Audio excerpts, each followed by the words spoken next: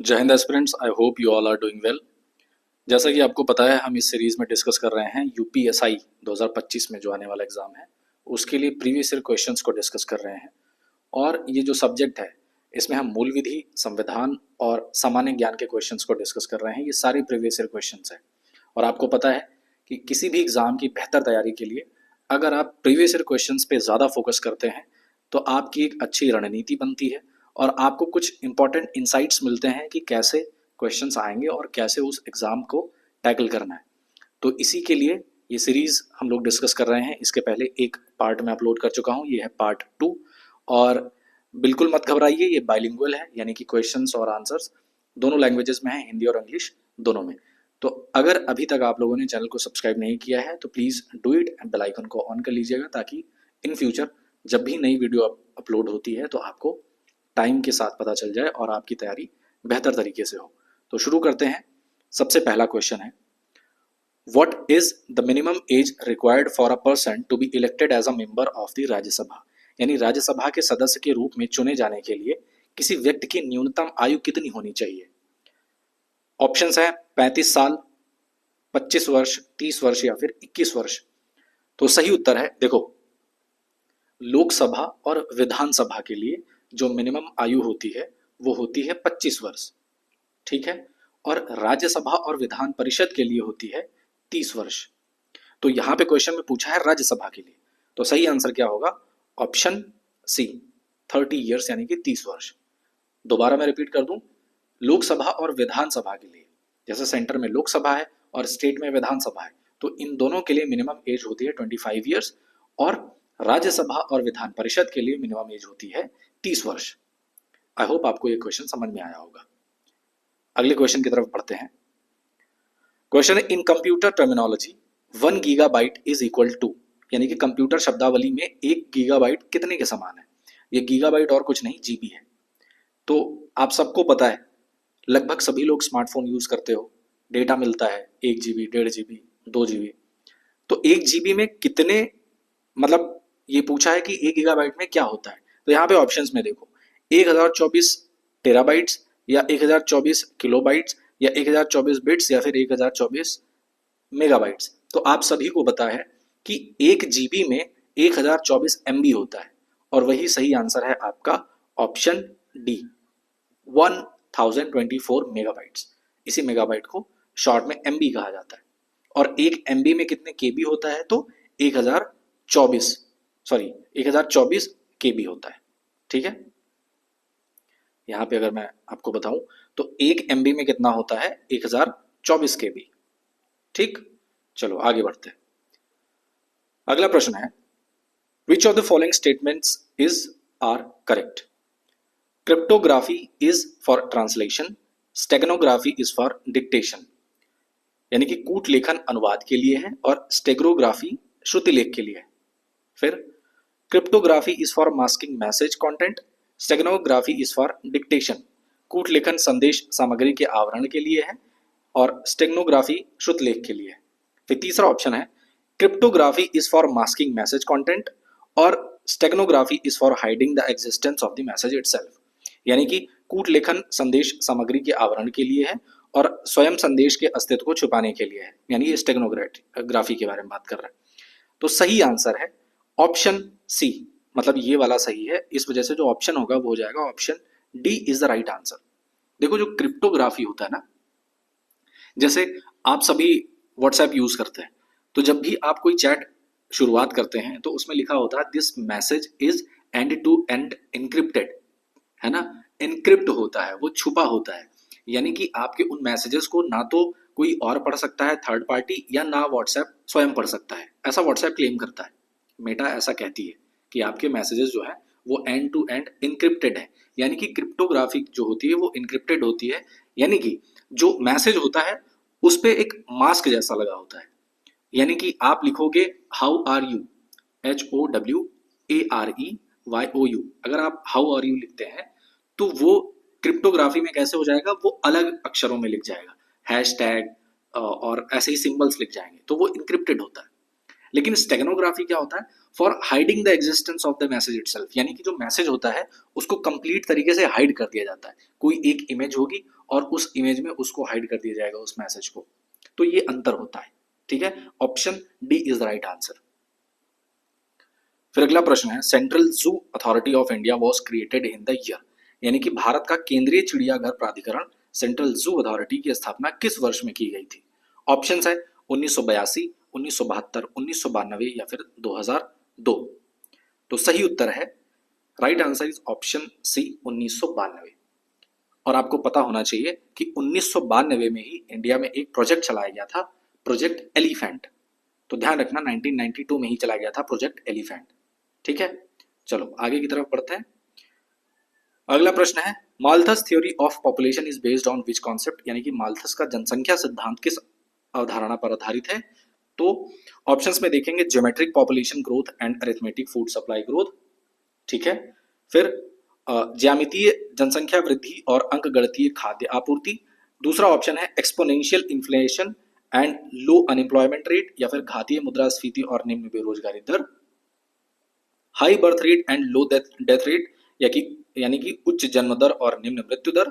और अगला ऑप्शन है लो dependency ratio and high demographic dividend, जिसका अर्थ है निम्न निर्भरता अनुपात और उच्च जनसांख्यिकीय लाभांश। तो सही उत्तर है ऑप्शन ए, यानी कि जो माल्थस थ्योरी ऑफ पॉपुलेशन है वो डिपेंड करता है geometric population growth and arithmetic food supply growth को। ठीक है, इसको ऐसे ही याद कर लीजिएगा, बहुत डिटेल में जाने की जरूरत नहीं है। The procedure to be followed by the advisory board constituted under the National Security Act is found in section किसके, यानी कि राष्ट्रीय सुरक्षा अधिनियम के तहत गठित सलाहकार बोर्ड द्वारा अपनाई जाने वाली प्रक्रिया अधिनियम की किस धारा में पाई जाती है? तो देखो, बेसिकली सवाल ये कह रहा है कि जो एनएसए एक्ट है, यानी कि नेशनल सिक्योरिटी एक्ट, उसमें उसके अंतर्गत एक एडवाइजरी बोर्ड की स्थापना होती है। ठीक है, और वो एडवाइजरी बोर्ड के काम करने का जो प्रोसीजर होता है, जो तरीका होता है, वो इस एक्ट के किस सेक्शन में बताया गया है, ये सवाल है। ऑप्शंस में अगर देखें सेक्शन 11, 10, 9 या फिर 12, तो सही उत्तर है ऑप्शन ए, सेक्शन 11। ठीक है, आपको बताना है एनएसए एक्ट यानी कि नेशनल सिक्योरिटी एक्ट किस सन में आया था, आपको कमेंट बॉक्स में बताना है। अगला question, which constitutional amendment act made constitutional provisions regarding urban local government, यानी कि किस संवैधानिक संशोधन अधिनियम में शहरी स्थानीय शासन से संबंधित संवैधानिक प्रावधान किए गए थे? ऑप्शंस अगर देखें 74वां संवैधानिक संशोधन अधिनियम 1992, या 31st 1951, या फिर 44th 1976, या फिर 51st 1984। इनमें से कौन सा ऐसा कॉन्स्टिट्यूशनल अमेंडमेंट एक्ट है जिसके तहत अर्बन लोकल गवर्नमेंट को कॉन्स्टिट्यूशनल स्टेटस प्रदान किया गया था? तो सही उत्तर है option A, 74th constitutional amendment act, यानी कि 74वां संवैधानिक संशोधन अधिनियम 1992। इसी के अंतर्गत ये प्रावधान किए गए थे, यानी कि जो अर्बन लोकल गवर्नमेंट है उसको संवैधानिक स्टेटस दिया गया था। ये जो म्युनिसिपैलिटीज है ना, इसी के अंतर्गत आई थी। म्युनिसिपैलिटीज अर्बन लोकल गवर्नमेंट में ही आती है। और इस संशोधन के तहत क्या क्या हुआ था? पार्ट 9A को ऐड किया गया था कॉन्स्टिट्यूशन में, और 12th शेड्यूल ऐड हुआ था। ठीक है, और म्युनिसिपैलिटी में टोटल कितने सब्जेक्ट्स होते हैं? तो ध्यान रखना 18, कभी पूछ सकता है। अच्छा हाँ, ये है टेलीग्राम चैनल का यूजर नेम, यहाँ से आप इस यूजर नेम को आप उसमें सर्च करके टेलीग्राम चैनल को ज्वाइन कर सकते हैं, ये आपको डीपी लगी हुई मिलेगी। अगला क्वेश्चन है, what is the maximum possible strength of supreme court जजेस in India including the chief justice of India, यानी कि भारत में सर्वोच्च न्यायालय के न्यायाधीशों, भारत के मुख्य न्यायाधीश सहित की अधिकतम संभावित संख्या कितनी होती है?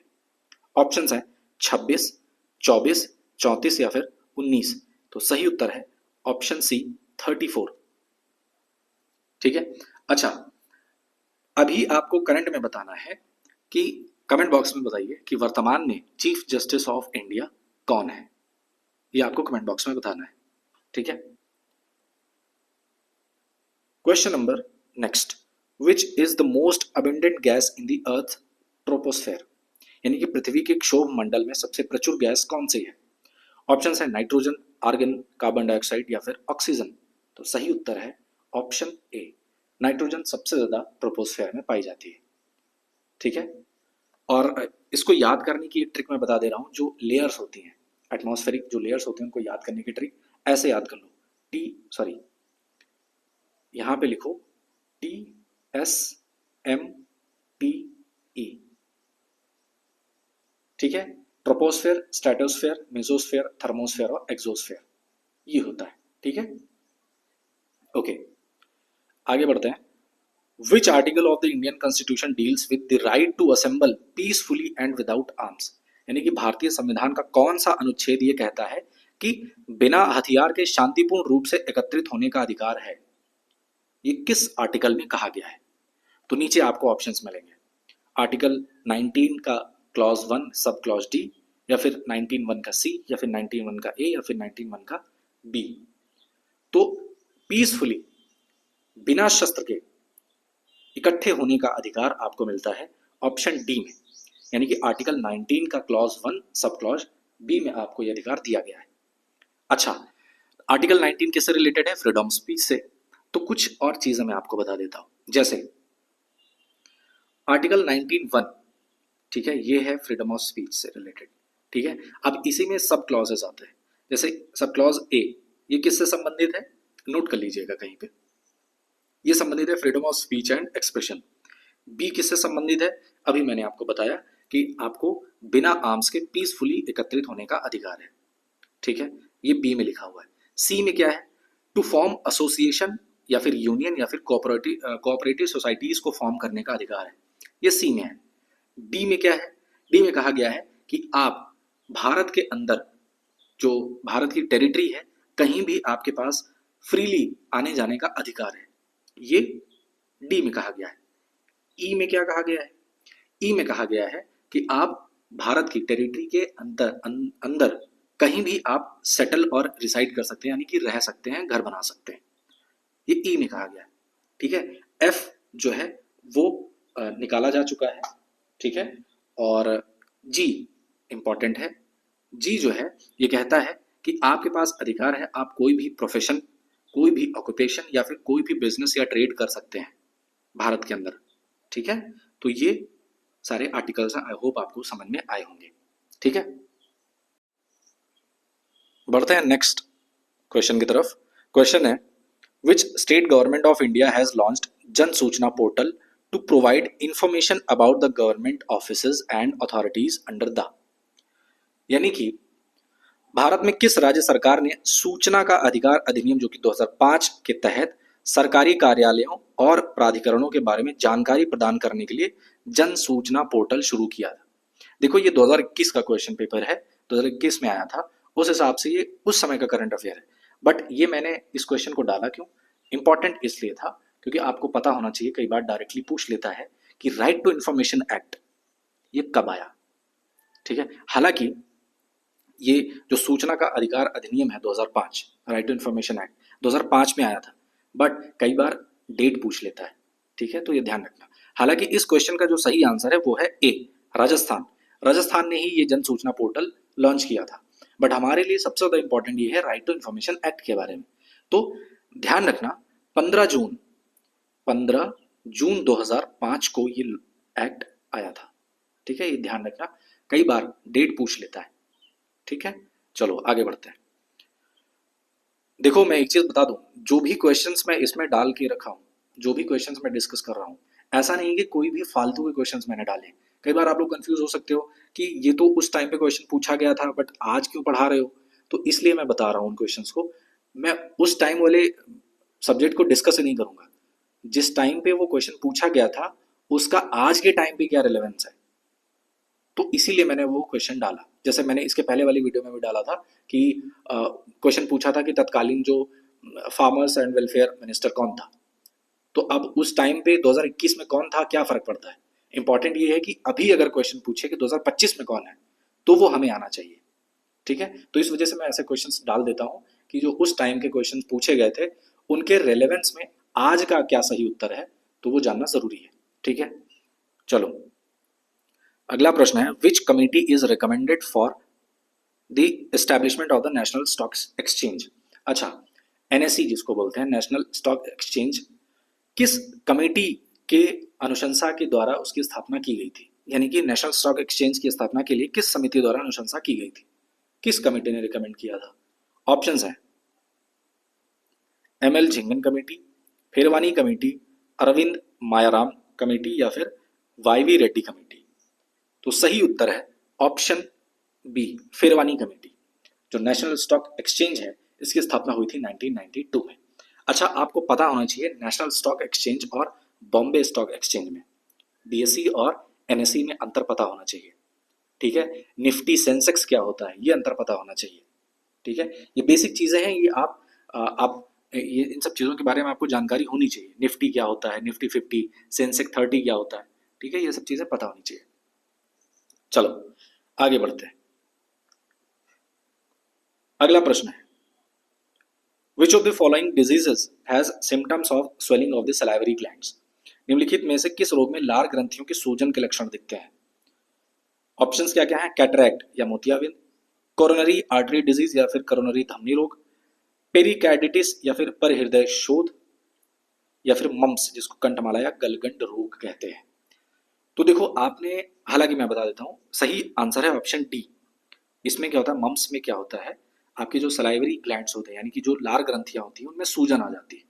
तो आपने देखा होगा कि बचपन में जब छोटे होते हैं तो कई बार ऐसा होता था, हालांकि जब मैं छोटा था तो मेरे साथ एक बार ऐसा हुआ था कि वो गले गले में ऐसे हल्की सी सूजन आ जाती है।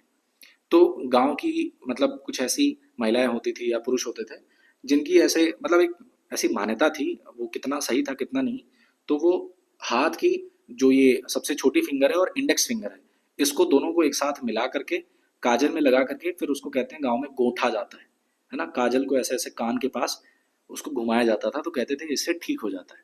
बट ऑब्वियसली ये सब दवाओं के कारण होता है, दवाएं खाओ, जो प्रॉपर मेडिकल केयर है उनको फॉलो करो तो सही ज़्यादा होता है।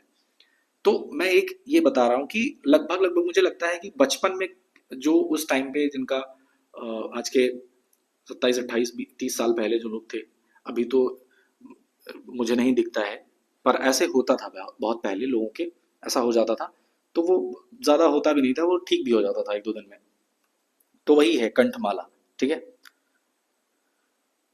अब जहाँ तक मुझे पता है कि ये वही है कि नहीं, क्योंकि मैं छोटा था, मुझे याद है शायद बहुत छोटा था, तो एक बार ही मुझे हुआ था, वो 2 3 दिन में ठीक हो गया था। तो वही होगा जहाँ तक मुझे आइडिया है। खैर, the protection of human rights act provides for, मानव अधिकार संरक्षण अधिनियम में किसके लिए प्रावधान दिया गया है। ऑप्शंस है नेशनल ह्यूमन राइट्स कमीशन या फिर राष्ट्रीय मानवाधिकार आयोग, स्टेट ह्यूमन राइट्स कमीशन राज्य मानवाधिकार आयोग, डिस्ट्रिक्ट ह्यूमन राइट्स कमीशन जिला मानवाधिकार आयोग, या फिर ह्यूमन राइट्स कोर्ट या फिर मानवाधिकार न्यायालय। तो जो ह्यूमन राइट्स वाला ये जो protection of human rights act जो आया था, ये आया कब था, 1993 में आया था, ध्यान रखना 1993 में आया था। और इसी के तहत 3 चीज़ों की एस्टैब्लिशमेंट हुई थी, क्या, एनएचआरसी जिसको बोलते हैं नेशनल ह्यूमन राइट्स कमीशन, फिर एक था स्टेट ह्यूमन राइट्स कमीशन यानी कि state human rights commission SHRC, और तीसरा था ह्यूमन राइट्स कोर्ट्स यानी कि एचआरसी। तो इन 3 चीज़ों की स्थापना हुई थी। तो अगर ऑप्शंस में देखें ए बी डी, तो किस ऑप्शन में है, option A is the right answer. ठीक है, ए इज द राइट आंसर। ठीक, चलो आगे बढ़ते हैं। Under which article of the Indian constitution of supreme court of India was established, भारतीय संविधान के किस अनुच्छेद के तहत भारत के सर्वोच्च न्यायालय की स्थापना हुई थी। सुप्रीम कोर्ट ऑफ इंडिया की स्थापना कब हुई थी, पहली बात तो ये पता होना चाहिए। तो 26 जनवरी 1950, ठीक है, जिस दिन हमारा गणतंत्र दिवस मनाया जाता है, उसी दिन सुप्रीम कोर्ट ऑफ इंडिया की स्थापना हुई थी। ठीक है, और आर्टिकल 124 के अंतर्गत इसको किया गया था। सुप्रीम कोर्ट के मैक्सिमम जज कितने, 34, मैंने बताया। अच्छा, एक चीज ध्यान रखिए, फर्स्ट सीजीआई यानी कि पहले चीफ जस्टिस ऑफ इंडिया कौन थे, एच.जे. कानिया। ठीक है, एच.जे. कानिया। और अभी वर्तमान में 52nd सीजीआई 52वें चीफ जस्टिस ऑफ इंडिया कौन है? BR गवई। एक बार एक एग्जाम में पूछा था, क्वेश्चन में इनका पूरा नाम पूछा था, ठीक है, भूषण रामकृष्ण गवई, ध्यान रखना। चलो अगला प्रश्न है, is a type of cyber crime attack where a computer system of or network is infected with a computer virus। कि एक पर्टिकुलर कोई एक साइबर क्राइम का अटैक है, वो क्या करता है कि किसी भी कंप्यूटर सिस्टम या नेटवर्क को इन्फेक्ट कर देता है एक कंप्यूटर वायरस से, ठीक है। एक प्रकार का साइबर अपराध है जहां कंप्यूटर सिस्टम या नेटवर्क कंप्यूटर वायरस से संक्रमित होता है। ऑप्शंस में क्या क्या है? कॉपीराइट इन्फ्रिंजमेंट, फिशिंग, प्लेजरिज्म या फिर मालवेयर अटैक। तो right answer is option D, malware attack. इसी के थ्रू एक वायरस जाता है सिस्टम में और वो पूरे सिस्टम को करप्ट कर देता है। कॉपीराइट इन्फ्रिंजमेंट क्या होता है? आप सभी को पता है कि कोई भी किसी की अगर कला है, ठीक है, चाहे वो रिटन हो, ऑडियो में हो, विजुअल हो, अगर उसको कोई अपनी बता करके अगर पब्लिश करता है पब्लिक डोमेन में, तो वो कॉपीराइट इन्फ्रिंजमेंट के अंतर्गत आता है। फिशिंग क्या होता है?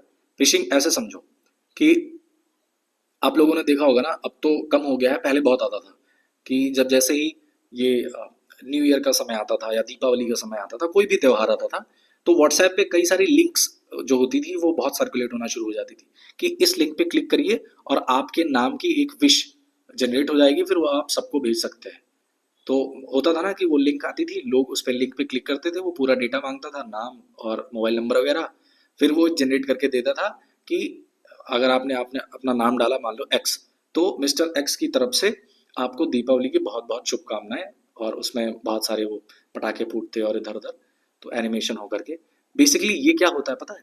कई बार ये फिशिंग लिंक्स होती है, यानी कि दिखने में कुछ और होता है, ठीक है, वो दिखेगा कुछ और, आपको लगेगा कि अच्छा ठीक है, मैंने इस लिंक पे क्लिक किया और इस पे एक बढ़िया सी विश जनरेट हो गई, वीडियो बढ़िया सा निकल आया, बट वो एक्चुअल में होता कुछ और है ना। क्या होता है उसमें कि वो उसके नीचे एक और लिंक होती है, नीचे इन द सेंस कि वो हिडन होती है, क्लिक आप कहीं और करोगे बट आपका पूरा डेटा, कई बार ऐसा होता है कि आपके बैंक के पैसे सारे उड़ जाते हैं, आपके जो सेंसिटिव इन्फॉर्मेशन होती है आपकी मोबाइल की, वो सारी हैक कर ली जाती है। तो ये फिशिंग लिंक्स होते हैं, और ऐसी किसी भी लिंक पे कभी भी क्लिक मत किया करिए। जो फालतू के लिंक हैं इन पे कभी भी क्लिक मत करिए, वरना आपके साथ साइबर क्राइम हो सकता है, ठीक है। जैसे मछली नहीं होती कि मछली पकड़ने के लिए उसमें जब डाला जाता है तो उसमें जो वो होता है बेट, जिसको चारा बोलते हैं, मछली को लगता है कि ये तो चारा है, पर जब वो पकड़ती है तो उसको फिर बाद में पता चलता है अरे ये तो मैं खुद ही फंस गई। तो ऐसे ही फिशिंग में होता है, आपको एक चारा डाला जाता है किसी और चीज़ को दिखा करके, आपको लगता है कि अच्छा ये तो बढ़िया चीज़ है, जैसे ही उसको पकड़ने गए तुरंत आपके साथ साइबर क्राइम हो जाता है। तो ऐसे साइबर क्राइम से हमेशा बचें। कोई भी अननोन नंबर से कॉल आती है, कोई भी व्हाट्सएप कॉल आती है किसी विदेशी नंबर से या अननोन नंबर से कोई लिंक आता है, please don't click on it. कोई ट्रस्टेड व्यक्ति हो आपका तभी ऐसा करें, और वेरीफाई कर लें। कई बार क्या होता है ट्रस्टेड व्यक्ति ही ये सारी चीज़ें भेजता है ना, तो इन सब चीज़ों से बचें। आगे बढ़ते हैं। जायद क्रॉपिंग सीजन इज ड्यूरिंग, कब होता है? यानी कि जायद की जो फसल होती है किस ऋतु के दौरान होती है? ऑटम में होता है या समर में होता है, विंटर में होता है या फिर रेनी, ठीक है। तो जायद की जो फसल होती है ये गर्मियों के दौरान होती है, ठीक है। तीन फसलें होती हैं, कौन कौन सी? रबी, खरीफ और जायद। तो रबी जो है वो विंटर के दौरान होता है, खरीफ मानसून या फिर ऑटम के दौरान होता है, और जायद जो होती है वो गर्मी के दौरान होती है, ठीक। चलो आगे बढ़ते हैं। The amount arrived after adding income under 5 heads of income is termed as, यानी कि आय के 5 मदों के तहत दी गई आय को जोड़ने के बाद प्राप्त राशि को क्या कहा जाता है? पहली बात तो ये क्वेश्चन समझने के लिए पता होना चाहिए कि 5 हेड्स ऑफ इनकम है क्या। जो हमारे पास इनकम आती है वो 5 तरीके से आती है, ठीक है। कौन कौन से? एक तो नंबर 1 हो गया सैलरी से, किसी की इनकम सैलरी होती है। दूसरा हेड होता है हाउस प्रॉपर्टी, ठीक है। तीसरा हेड क्या हो गया? प्रॉफिट्स फ्रॉम बिजनेस, ठीक है, बिजनेस से, अगर आप कोई बिजनेस या प्रोफेशन चला रहे हो वहां से आपका पैसा आ रहा है। चौथा हो गया क्या? कैपिटल गेन्स, ठीक है, कैपिटल गेन्स। और पांचवा हो गया अदर सोर्सेज। तो ये 5 हेड्स होते हैं इनकम के, और जब इन पांचों हेड्स को जोड़ दिया जाता है तब हमारा निकल के आता है ग्रॉस टोटल इनकम, यानी कि GTI। तो right answer is option D. जैसे सैलरी है तो जो आदमी कहीं कोई काम कर रहा है उसको सैलरी मिल रही है तो उसकी सैलरी से इनकम है। हाउस और हाउस प्रॉपर्टी क्या होता है, मान लो कुछ लोगों ने 20 रूम्स का एक घर बना दिया और उसको किराए पे डाल दिया, तो वहाँ से प्रॉपर्टी से वो किराया आ रहा है, उसकी इनकम हो रही है। फिर कोई तीसरा है बिजनेस और प्रोफेशन से, कोई कोई आदमी है वो कोई बिजनेस कर रहा है, वहाँ से उसकी इनकम हो रही है, ये तीसरा हो गया। चौथा क्या होगा, कैपिटल गेन्स हो गए, यानी कि आप पैसे को बैंक में डाल दे रहे हो और वहाँ से आप इंटरेस्ट आ रहा है, ठीक है। फिर पांचवा हो गया अदर सोर्सेज में क्या आते हैं, स्टॉक मार्केट वगैरह आता है, ठीक है। रियल इस्टेट, जैसे मान लो जमीन की खरीदारी और बेचते हैं, वहां से पैसा आ रहा है। तो ये 5 हेड्स होते हैं इनकम के, और जब इन पांचों को ऐड कर दिया जाता है तो आती है gross total income. I hope इस क्वेश्चन को आप पूरी तरीके से समझ गए होंगे। अगला प्रश्न है, which of the following articles of the Indian constitution deals with the manner for election of president, यानी कि भारतीय संविधान के निम्नलिखित अनुच्छेदों में से कौन सा अनुच्छेद राष्ट्रपति चुनाव की प्रक्रिया से संबंधित है। ऑप्शंस है आर्टिकल 55, 72, 78 या फिर 60। कौन सा आर्टिकल है जिसमें यह बताया गया है कि भैया किस तरीके से जो प्रेसिडेंट है उसका इलेक्शन होगा। तो right answer is option A, article 55 में, है ना। इनडायरेक्ट इलेक्शंस होते हैं, है ना, ट्रांसफरेबल वोट होता है, ये सब चीजें आप कॉन्स्टिट्यूशन में पढ़े होंगे। बेसिकली हम लोग क्या कर रहे हैं, रिवीजन कर रहे हैं और पीवाईक्यूज को डिस्कस कर रहे हैं, ठीक है। आर्टिकल 60 में क्या होता है, 60 में क्या होता है, 60 में कहा गया है प्रेसिडेंट की जो शपथ होती है वो होगा। 72 में क्या है, तो जो प्रेसिडेंट होता है उसके पास क्षमा करने की शक्तियां होती है, पार्डनिंग पावर, वो 72 में आता है। 78 में क्या है, प्रधानमंत्री की एक ड्यूटी होती है कि जो भी निर्णय लिया गया, जो भी फैसला लिया गया काउंसिल में, जो कैबिनेट के द्वारा, वो इन्फॉर्म करे प्रेसिडेंट को, वो 78 में कहा गया है। तो ये आंसर है, ठीक है। अगला प्रश्न देखते हैं, which of the following is a folk dance of Uttar Pradesh, निम्नलिखित में से उत्तर प्रदेश का लोक नृत्य कौन सा है। ऑप्शंस हैं चरकुला, लावा, कोलट्टम या फिर बिहू। तो सही आंसर है ऑप्शन ए, चरकुला उत्तर प्रदेश का एक फोक डांस है। लावा आपने सुना होगा, लावनी महाराष्ट्र में एक डांस होता है ना। बिहू आसाम में डांस किया जाता है, ये आसाम का फोक डांस है, और कोलट्टम तमिलनाडु में, ठीक। अगला प्रश्न है, south Asia women in energy SAWIE platform was launched by, यानी कि south Asia women in energy मंच को किसके द्वारा शुरू किया गया था। ऑप्शंस हैं United Nations Organisation for Women, यानी संयुक्त राष्ट्र महिला संगठन, फिर the United States Agency for International Development, यानी कि USAID, अंतर्राष्ट्रीय विकास के लिए संयुक्त राज्य एजेंसी, या फिर UNO या फिर ह्यूमन राइट्स वॉच। तो किसके द्वारा इसको लॉन्च किया गया था, तो सही उत्तर है option B, United States Agency for International Development, ठीक। 2019 में इसको लॉन्च किया गया था, किसको, SAWIE को। अगला प्रश्न है, the free and compulsory education a fundamental right for all children in the age group of 6 to 14 years was introduced in the Constitution of India, यानी कि 6 से 14 वर्ष की आयु के सभी बच्चों को निशुल्क और अनिवार्य शिक्षा के मौलिक अधिकार को भारत के संविधान में किस वर्ष में प्रस्तावित किया गया था।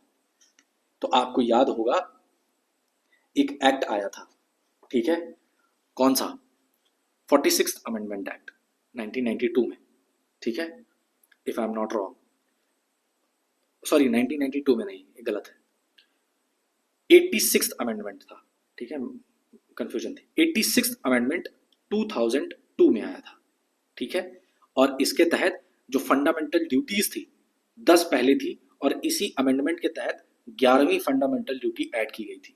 और वो 11वीं फंडामेंटल ड्यूटी क्या है, वो यही है कि पेरेंट्स का वो एक ड्यूटी है कि वो अपने बच्चों को 6 से 14 साल के जो बच्चे हैं उनको एजुकेशन दिलाएं, और जो स्टेट है उसकी एक रिस्पॉन्सिबिलिटी बनती है कि फ्री एजुकेशन जो है इन बच्चों को दिया जाए। तो ये कब आया था, ऑप्शंस में अगर आप ध्यान से देखोगे तो जैसा कि मैंने बताया 86th अमेंडमेंट एक्ट था, ये 2002 में आया था। तो सही उत्तर क्या हो जाएगा, 2002। आई होप ये आपको समझ में आया होगा, ठीक है। अगला प्रश्न है, Uttar Pradesh reorganisation act was enacted in which of the following years, यानी उत्तर प्रदेश पुनर्गठन अधिनियम निम्नलिखित में से किस वर्ष में अधिनियमित किया गया था। ऑप्शंस है 2000, 2010, 1995 या फिर 2003। तो सही उत्तर है उत्तर प्रदेश रीऑर्गेनाइजेशन एक्ट आया था सन 2000 में। तो क्या हुआ था, उत्तरांचल बनाया गया था, ठीक है। और उसी उत्तरांचल को बाद में 2007 में क्या कर दिया गया, उत्तराखंड नाम दे दिया गया, ठीक है। तो ध्यान रखिएगा। अगला प्रश्न, which of the following articles of the Indian constitution deals with national emergency. कौन सा आर्टिकल नेशनल इमरजेंसी से संबंधित है। भारतीय संविधान का निम्नलिखित में से कौन सा अनुच्छेद राष्ट्रीय आपातकाल से संबंधित है। आर्टिकल 352, 56, 31 या फिर 360। तो ध्यान रखना, जो इमरजेंसी प्रोविजंस है, नेशनल इमरजेंसी 352 में है, स्टेट इमरजेंसी 356 में है और फाइनेंशियल इमरजेंसी 360 में है। तो 4-4 का गैप है, ठीक है। 352 में 4 जोड़ोगे तो स्टेट इमरजेंसी हो जाएगी, 356 में 4 जोड़ोगे तो 360 हो जाएगा और वो फाइनेंशियल इमरजेंसी हो जाएगी, ठीक है। तो ध्यान रखना। Who among the following has the power to remove the chairperson or any other member of the State Human Rights Commission।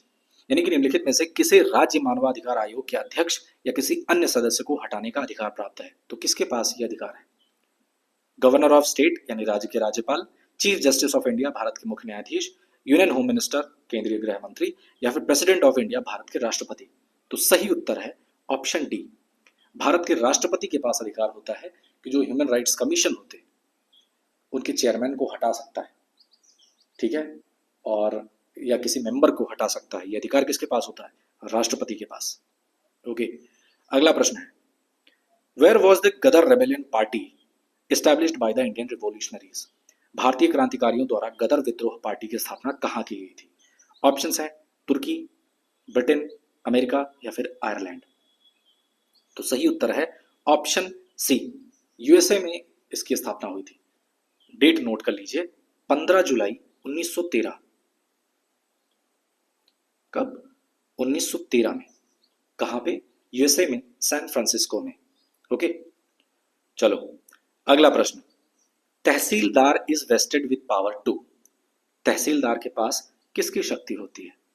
आप सभी लोगों ने अपना कैटेगरी सर्टिफिकेट बनवाया होगा, जिन लोगों ने ईडब्ल्यूएस बनवाया होगा उसमें तहसीलदार की सिग्नेचर होती है कैटेगरी सर्टिफिकेट में, ठीक है। तो तहसीलदार के पास किस किस चीज की शक्ति होती है, ऑप्शंस जो लिखे हुए हैं उनमें हमें देखना है। तो पहला ऑप्शन है verify and check adangal pahani entries of the concern village. अच्छा देखो, ये अडंगल पहानी क्या होता है, एक तरीके से लैंड रेवेन्यू रिकॉर्ड होता है, ठीक है। तो संबंधित गांव की अडंगल पहानी प्रविष्टियों को सत्यापित करना और जांचना। Make local inquiries as to whether the crops raised according to the adangal pahani, यानी कि स्थानीय तौर पर जानकारी हासिल करना कि क्या फसलें अडंगल या पहानी के अनुसार उगाई गई हैं। और ऑप्शन सी है inspect all cases of unauthorised encroachment and irregular use of government water, यानी कि अनधिकृत अतिक्रमण और सरकारी जल के अनियमित उपयोग के सभी मामलों का निरीक्षण करना। ये सारे जो ऑप्शंस लिखे हुए हैं ये सारे अधिकार किसके अंतर्गत आते हैं, एसडीएम के। तो option D is the right answer, sorry SDM नहीं, तहसीलदार के, ठीक है। अगला प्रश्न, which of the following areas is called the rim of fire due to the existence of active volcanoes. यानी सक्रिय ज्वालामुखियों की मौजूदगी के कारण निम्नलिखित में से किस क्षेत्र को रिम ऑफ फायर कहा जाता है। ऑप्शंस है rim of the East Africa, rim of the Pacific, rim of the Alpine belt या फिर rim of the Himalayan belt. सही उत्तर है रिम ऑफ द पैसिफिक। तो जब आप वर्ल्ड मैप देखेंगे तो कुछ ऐसे एक रिम बनता है पैसिफिक ओशन की चारों तरफ, ठीक है, जो कंट्रीज हैं यहाँ पे सबसे ज्यादा क्या आते हैं, ज्वालामुखी फटते हैं, एक्टिव वोल्केनोज ज्यादा यहाँ पे रहते हैं, तो इसीलिए उसको रिम ऑफ फायर कहा जाता है। What is the center of the reflecting surface of a spherical mirror known as, यानी गोलाकार दर्पण की परावर्तक सतह के केंद्र को क्या कहा जाता है। ऑप्शन है centre of curvature, principal axis, pole या फिर रेडियस ऑफ कर्वेचर। मान लो ये क्या है, ये एक कॉन्केव मिरर है, ठीक है, इसके बीचों बीच एक लाइन जाती है, इसको प्रिंसिपल एक्सिस कहते हैं। तो ये वाला जो हिस्सा होता है उसी के बारे में ये पूछ रहा है कि ये क्या है, तो इसको कहते हैं पोल, ठीक है, पोल कहते हैं। यहां पे एक फोकस, यहां पे आप देखेंगे इस जगह पे एक फोकस बनेगा और ये होता है सेंटर ऑफ कर्वेचर, यानी कि ये जो मिरर है अगर इसको गोल कर देंगे ना, एक मिनट, अगर इस मिरर को गोल कर दिया जाएगा, ठीक है, तो यहां पे एक सेंटर बनेगा, इसी को सेंटर ऑफ कर्वेचर कहा जाता है। यहां से लेकर यहां तक ये क्या हो गई, इस गोले की रेडियस हो गई, तो ये रेडियस ऑफ कर्वेचर हो जाएगा, ठीक है। तो ये जो रेडियस का मिड पॉइंट होता है, ठीक है, इस साइड में, कॉन्केव वाले साइड में, ये होता है फोकस, और ये वाला जो हिस्सा होता है ये होता है पोल, ठीक है। आई होप आपको ये चीज समझ में आई होगी। When was convention on biological weapons entered into force, यानी कि जैविक हथियारों पर समझौता कन्वेंशन किस वर्ष में लागू किया गया था? ऑप्शंस है 1992, 1962, 1975 या फिर 2002। तो सही उत्तर है 1975, option C is the right answer. तो कब हुआ था, डेट भी लिख लीजिए, 26 मार्च 1975 को ये साइन किया गया था, ठीक है। अगला प्रश्न है, who appoints the chairman and other member of the state public service commission? कौन अपॉइंट करता है? Chief minister of state, union minister of personnel public grievances and pensions, president of India या फिर गवर्नर ऑफ द स्टेट्स? तो देखो, जैसा centre में UPSC, centre के लिए यूपीएससी होता है ना, यूनियन पब्लिक सर्विस कमीशन के जो चेयरमैन होते हैं और अदर मेंबर्स होते हैं, उनको कौन अपॉइंट करता है? प्रेसिडेंट करता है। तो जो काम सेंटर में प्रेसिडेंट का होता है, वही काम स्टेट में गवर्नर का होता है।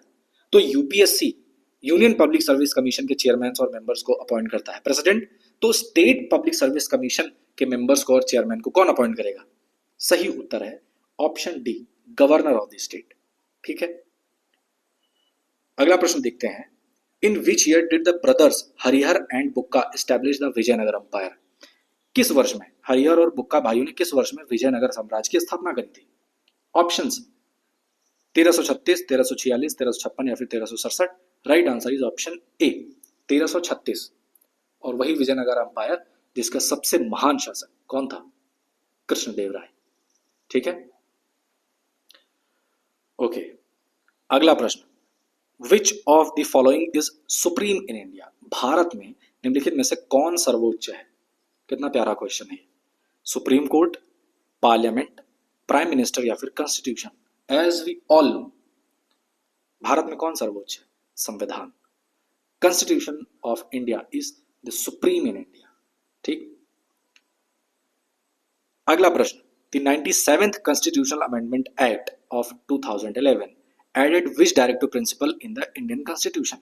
यानी कि 2011 के 97वें संवैधानिक संशोधन अधिनियम द्वारा भारतीय संविधान में कौन सा निदेशक सिद्धांत जोड़ा गया था?